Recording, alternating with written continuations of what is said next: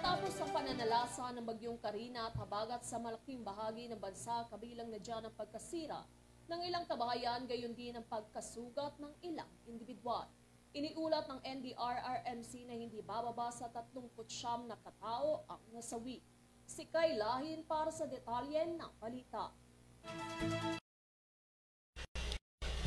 Umabot na sa 39 ang kumpirmadong nasawi sa pananalasa ng Butchoy, Karina at Habagat ayon sa pahayag ng National Disaster Risk Reduction and Management Council o NDRRMC.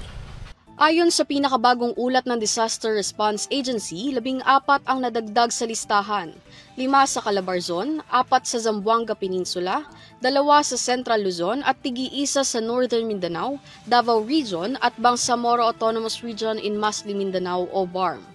Samantala, sumasailalim pa rin sa validation ang mga naitala noong nakaraan ng mga nasawi na 15 ang mula sa National Capital Region, 8 sa Calabarzon at tig-1 sa Ilocos Region at BARM.